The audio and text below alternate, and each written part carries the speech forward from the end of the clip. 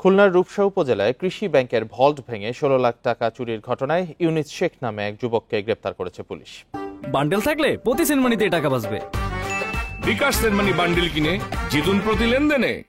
রোববার ভোরে উপজেলার বাগমারা থেকে তাকে গ্রেপ্তার করা হয়। এরপর ইউনিসকে নিয়ে তদন্তে নামে পুলিশের একাধিক দল।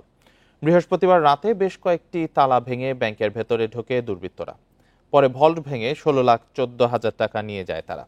এই ঘটনায় অজ্ঞাতদের আসামি করে থানায় মামলা দায়ের করেন শাখা ব্যবস্থাপক কামরুল ইসলাম। এরপর থেকেই জড়িতদের গ্রেপ্তারে অভিযানে নামে পুলিশ।